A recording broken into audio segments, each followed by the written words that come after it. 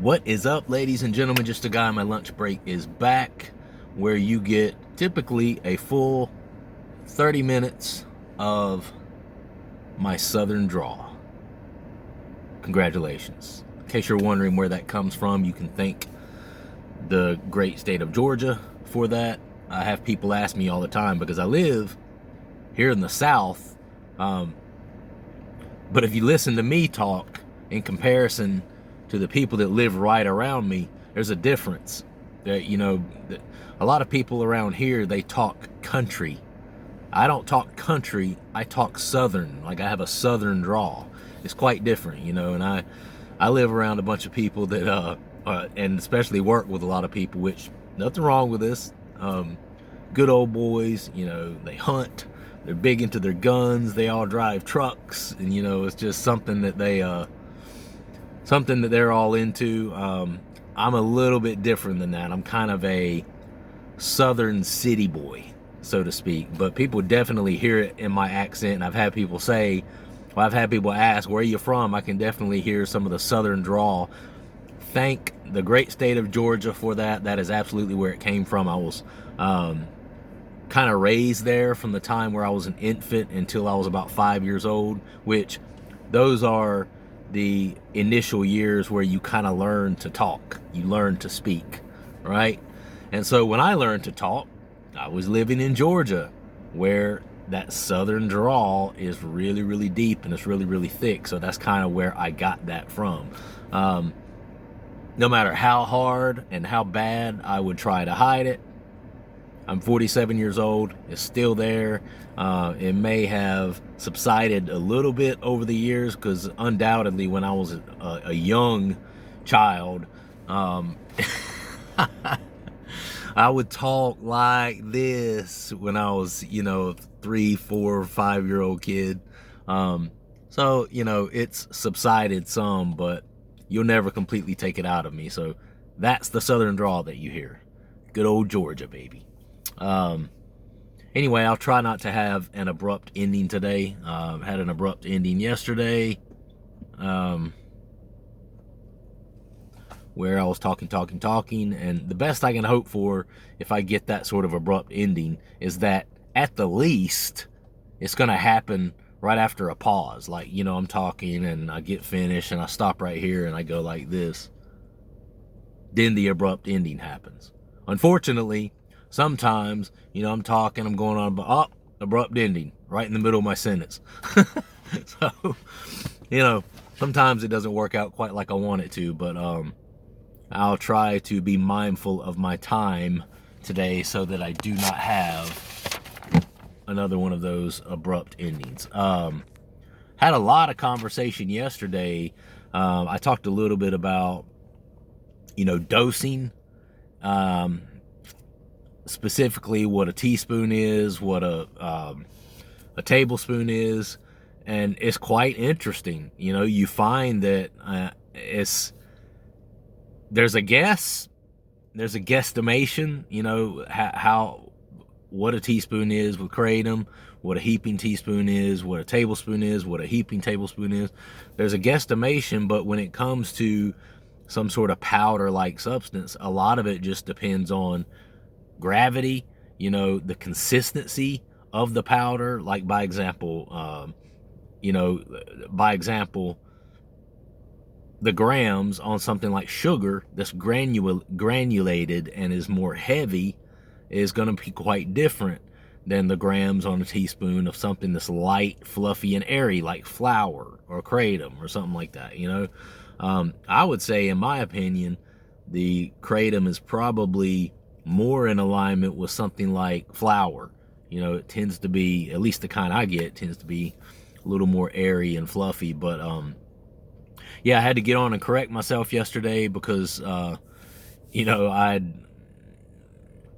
things I was looking up, I wasn't specifically Googling, hey, how many grams is in a teaspoon of kratom. I was just Googling in general, how many grams typically is in a teaspoon, right? And typically, you know, the average of what you're getting is around 5 grams and some change. Then for a tablespoon, you're looking at 14 grams and some change. Well, what I didn't realize is that's going to be different. That's going to vary a lot based on what substance or material you're putting on that teaspoon or putting on the tablespoon. And I had someone tell me in the comments yesterday, it even varies from kratom to kratom strain. It even depends on which company you get the kratom from and what the strain is and how their processes of getting the kratom from, whatever their initial process is, getting it into the bag or whatever gets sold to you in. It even from kratom to kratom to kratom is different, right? So really, the best way for anyone to be able to know is either do the capsules, which I've talked about before, because that's one way that, you get at least a pretty exact amount of how much powder is in the capsules, right? Or get yourself like a kitchen scale or something. And my buddy Bob, who watches the channel, Bob, thank you. He told me that you can get those on Amazon for $8 to $10. I actually did that. I looked on there this morning. Sure enough, I saw one super cheap, $10. I'm gonna get that. And part of the reason for that is several weeks ago I had this idea of, well, the capsules, at least I know how much it is, but I don't like consuming the gel caps.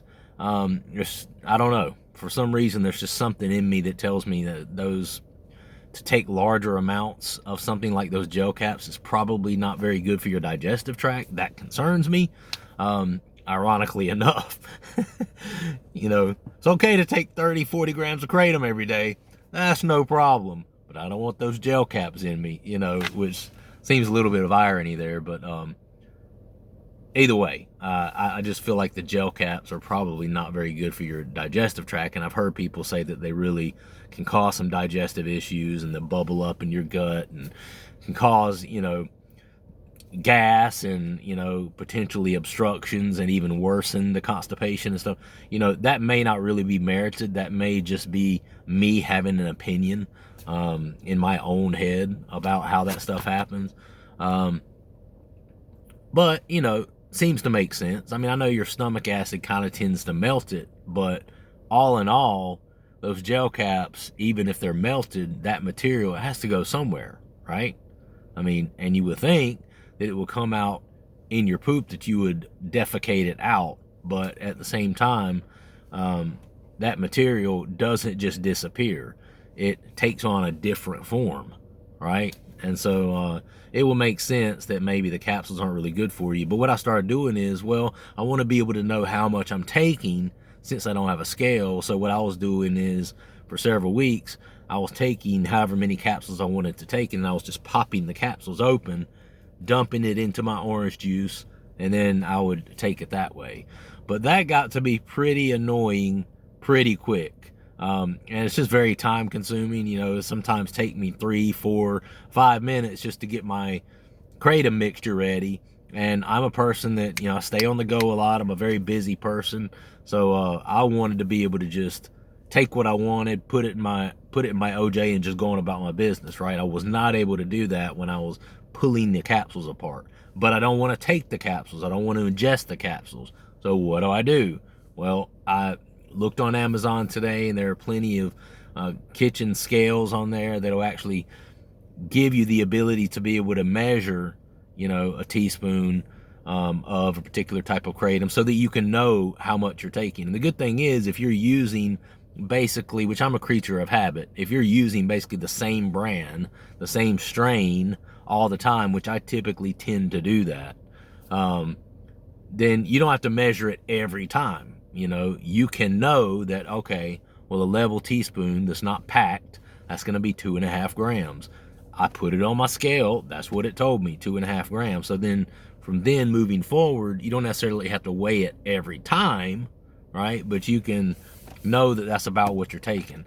So, I mean, I think that's one of the most important things that we've talked about on here. You don't change what you don't measure. First, you have to measure. First, you have to know what you're taking, how much you're taking, and then at that point you can begin to decrease it incrementally until you've come completely off of it. Or if you're just wanting to get like at a better place where you're not taking, you know, an excessive amount and you just want to be more moderate, whichever case is true for you.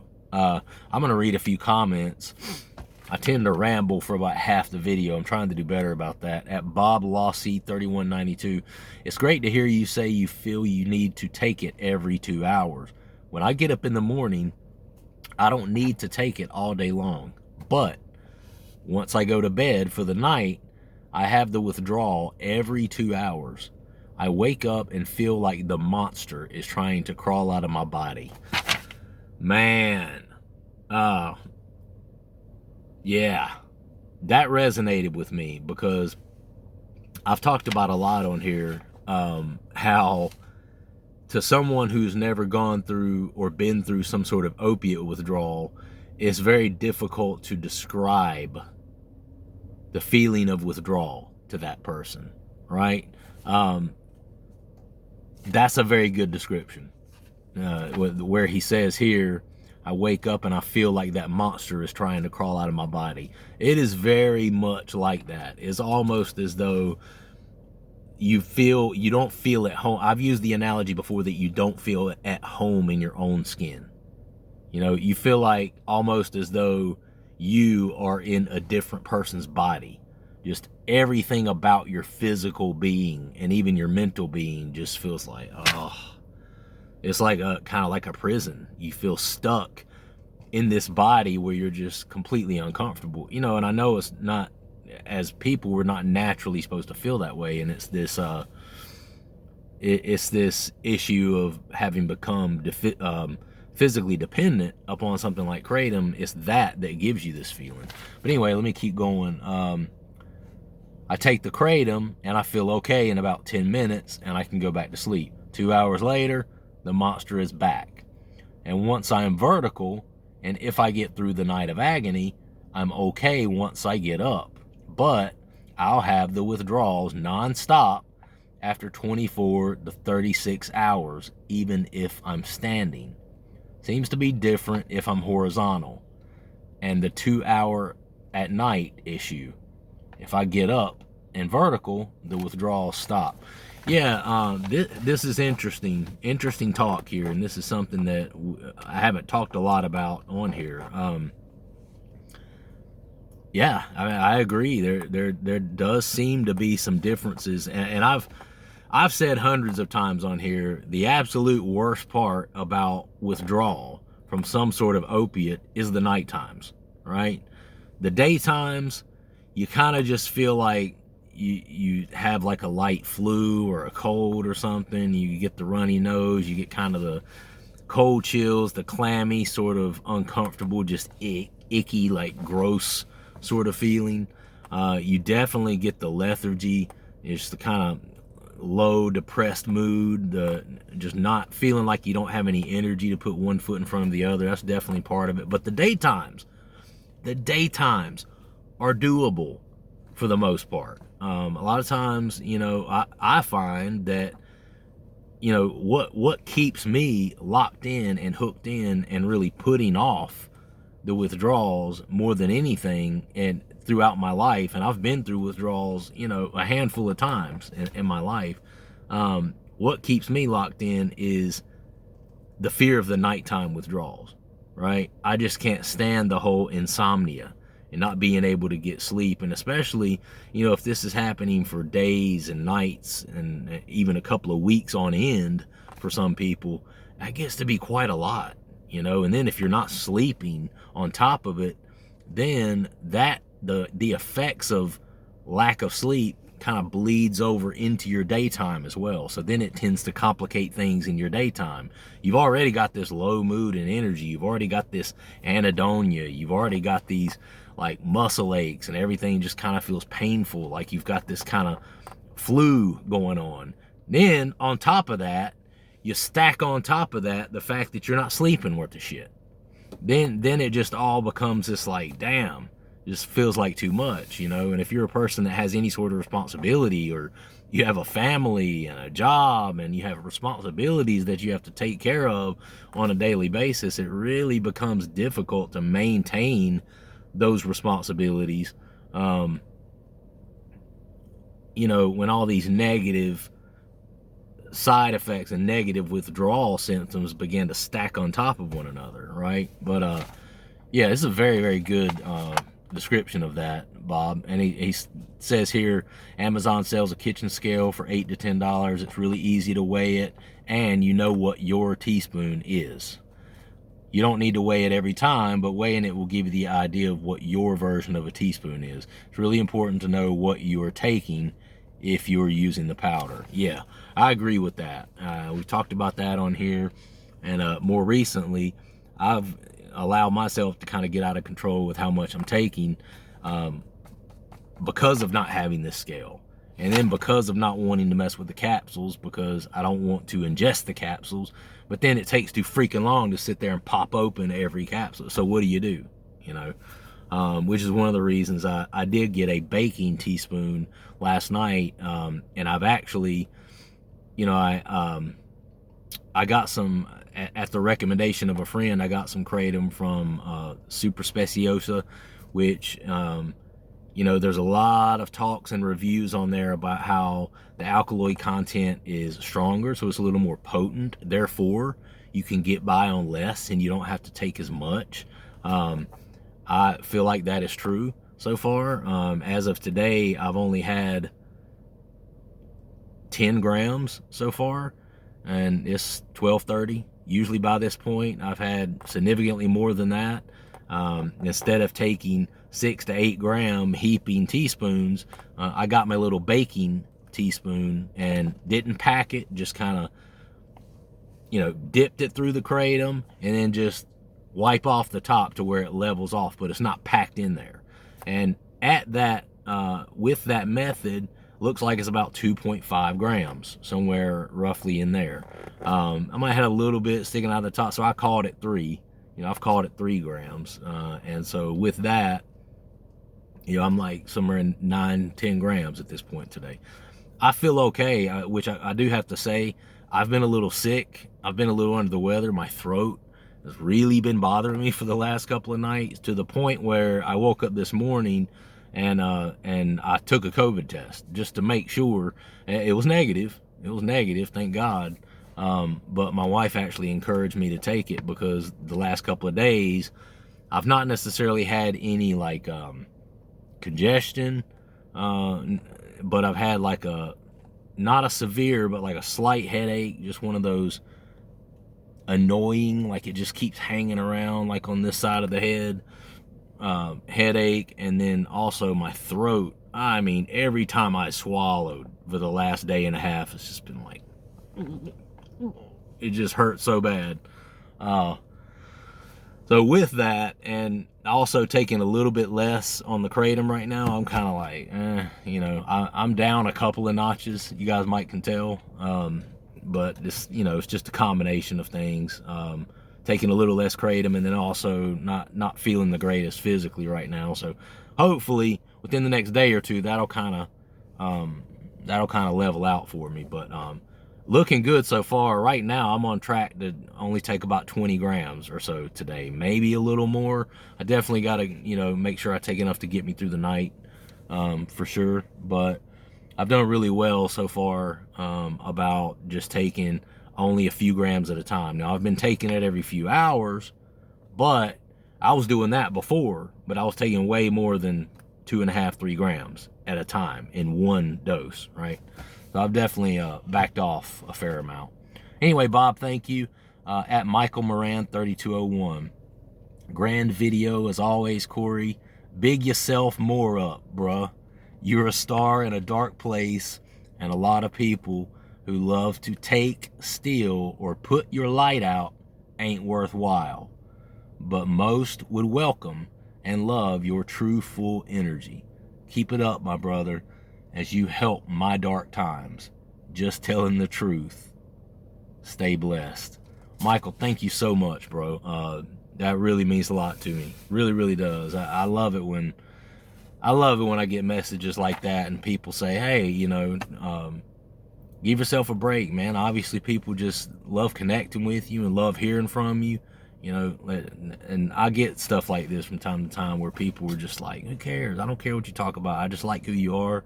You give me something to do and to listen to and to ponder when, times are rough, and when I go through dark times, you really help me through those, and that means a lot. That really means a lot. I love to be able to be that for someone, for anyone, right? Is in fact very humbling to know that you are that for someone, and so I hope I can be that for more of you guys. You guys definitely are me. I mean, I have some, there's some times where I have some haters pop on, but haters is a part of life, and everybody has their own opinion. My issue on here is when people I want everyone to have an opinion, and I'm aware that everyone has an opinion, but where I get frustrated is when people have an opinion, but they don't know how to tell their opinion without pointing fingers at you and strongly insinuating that you're wrong and they're right. I hate that. Like, come on, bro. Tell me your opinion, but don't do it in a way where you're practically calling me stupid. All right? There's a way to be diplomatic about this. And I think that's one of the gifts I have. I think that's one thing. Because I'm telling you, I mean, people, I read stuff or hear stuff or have interactions with people all the time where I'm thinking to myself, yeah, bro, nah, I don't agree. I don't agree with it. But I feel like I have a diplomatic way of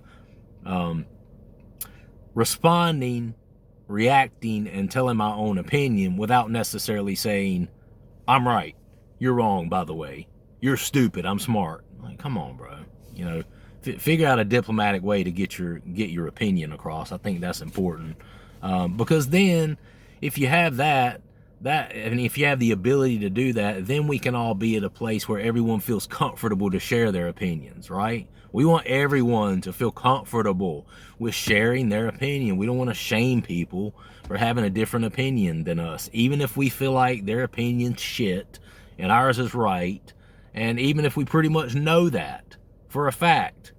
There are still ways to get your opinion across to people, even if it varies from what theirs is, without sounding like a haughty, I'm better than you asshole. There are ways to do that. Anyway, Michael, thank you. At John B-FJ8EQ. John B. I used to love John B. Y'all remember John B? White dude back in the day that sang R&B. I used to love John B. That's awesome. You're not the John B, are you? I doubt it. Anyway, he was Babyface helped produce him. You guys remember? Had that someone to love. That guy?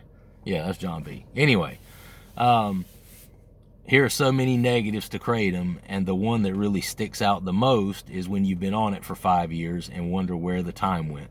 Kratom warps sense of time, and you feel like you've lost years. Yeah, I can remember that, or I can understand that. I will say it definitely does kind of help time pass. You're probably not getting as much of a realistic perception of time when you're using kratom all the time. So I can definitely see that. It's tough because time passes anyway. Whether you're taking kratom or not. I mean, time waits on no one. So I guess for a lot of people it comes down to time's passing anyway. How are you going to pass your time? And to some people, kratom makes it better. They're like, well, if I'm here for life anyway, and I'm here for the time, and the time's going to pass anyway, I want to feel good while I'm doing it, while I'm living it. But then obviously conversely to that, many would say, yeah, but sobriety is the buzz that all drugs promise. If you can get yourself completely clean and get yourself past like the acute and then the post-withdrawal phase or post-acute withdrawal phase, you can get to a point where you're happier completely free of kratom or anything else than you ever would have been on it.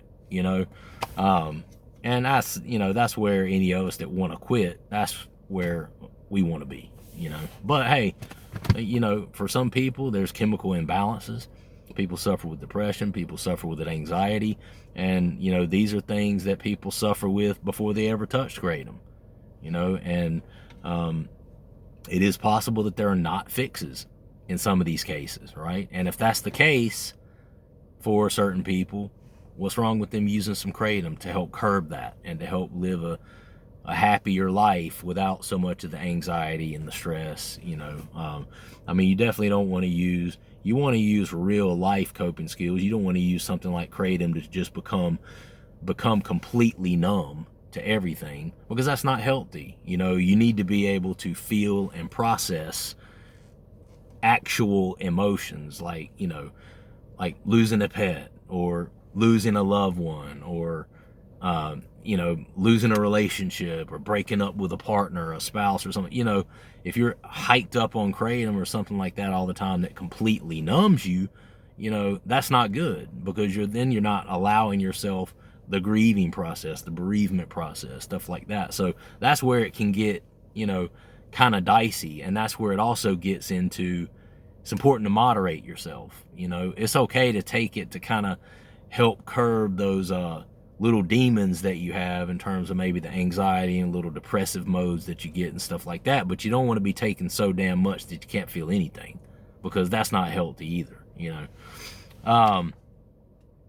John B also says, I remember when my wife started drinking a glass of wine, a glass or two of wine every day. Fast forward, and she now drinks at least a bottle a day. Anytime you take a substance every day, it doesn't end well.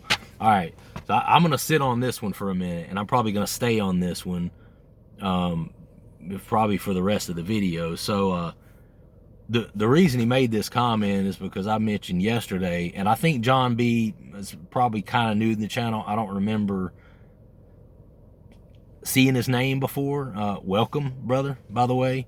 But, you know, I talk about a lot on here. My wife will take some kratom, couple of grams per day. She just never takes much of it. She'll take it like once in the morning and have it with coffee, just kind of get herself up and going, but then she won't take it for the rest of the day, including at night. She won't take it either. And I've talked about the fact that she'll have like a glass of wine or something just to wind down while she's cooking dinner for the family at night or something like that. She works full-time jobs, a mom, whatever. And this guy is responding to that, because I said she drinks a glass, maybe even a couple of glasses of like a weaker, like 6% wine, you know, at night. And he's responding to that by saying, I remember when my wife started drinking a glass or two of wine every day. Fast forward, now she drinks a bottle a day. Anytime you take a substance every day, it doesn't end well. All right.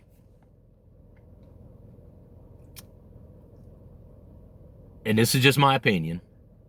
It's my opinion. Yes and no. Okay?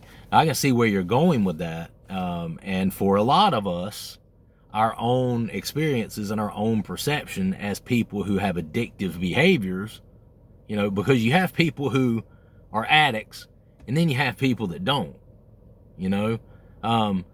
You have people, and I've used this analogy before as well, you have people that get their wisdom teeth pulled when they're 19 years old, right? A lot of people get your wisdom teeth pulled, right? We have two different people. You have one person, they get the wisdom teeth pulled, they give them their first ever bottle of Vicodin. They've never had a Vicodin in their life. Neither one of these people, right?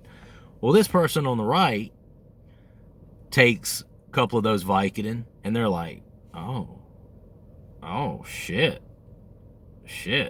I love this. I want to feel like this all the time. And that person immediately can get switched on to like, give me more of that. Give me more. And they can already start scheming and thinking how they can get some more of this Vicodin, because they're an addict. They were always an addict. Even before they took that, they were an addict. They just hadn't had the substance enter their bodies to switch on that addiction, right? Okay? They might have been addicted to something else, you know, before they took the Vicodin. Maybe it was pornography. Maybe it was video gaming. Maybe, you know, whatever it was, that addictive behavior was always there without the substance itself. But then you got this person on this side who takes the Vicodin, And they're like, damn, I don't like this. It made me feel kind of nauseous. It made me feel loopy. I don't like feeling this way. It makes me feel like off, like loopy. You know what? I'm just not going to take any more of this. They'll put it up in their cabinet. That bottle of Vicodin will sit there for 3 years, and they'll just start taking Tylenol to get themselves through the mouth pain, right? So you got two different kind of people, and you got two different kind of people that drink wine every night. It's fair to say that. You know, I've been married to my wife now for 10 years. She doesn't do it every night, but, you know, maybe 4, maybe 5 nights a week sometimes she'll have a glass of wine, a couple of glasses of wine. She never progresses more than this. But to hear John B's comment here, he makes it sound like anytime you're drinking wine or drinking a substance or taking a substance every day, that never ends well. I don't agree with that. I don't agree with that. Now, if it's a person who has an alcoholic or an addictive tendencies, then you're right. For somebody like me, maybe for somebody like you, maybe for a lot of us who are on this channel, that's probably a true statement. It probably, taking anything every day is probably not good for people who are addicts, right? But if you're not an addict, you know, there are people out there who are social users of things, and it never crosses their mind. That person who got that bottle of Vicodin from getting their tooth pulled, you know, it never crossed their mind to just bang back that whole bottle of Vicodin and then be wanting more. It never hit them like that. Whereas this person over here, soon as they got it, they were just like, oh shit, I love it. I can remember taking my first, you know, Vicodin and just being like, damn, this is it. I want to feel like this all the time. And I immediately, even though I didn't immediately start taking Vicodin all the time, it was a slow progression at that point to where it led me to where I am today. But some people never get switched on that way because they're not addicts, you know? So I see what you're saying. I see where you're going with it, but I don't necessarily agree with that. My wife specifically, she doesn't have to sit there and bargain with herself. Should I drink another? Should I drink? You know, it just doesn't come to mind for her to do it. And she always does it moderately. She never gets inebriated. You know, it's just not one of those things. So I agree. If they have alcoholic tendencies or they're an addict, yeah, you can't use something every day without it going down the wrong road. But everybody doesn't have alcoholic tendencies. Everybody doesn't have addictive tendencies. You know, and I think we get caught in this thing sometimes where we make the mistake of thinking that everybody's like we are. It ain't true, brother. It ain't true. Everybody's not like you. Everybody's not like me. There are people who can have a couple of drinks every night and it never hits them to go overboard. You know, it just is what it is. Look, I gotta go. I love you guys very much. Subscribe to the channel if you've not. Like the video and comment down below. Let's keep this thing right on going. Peace.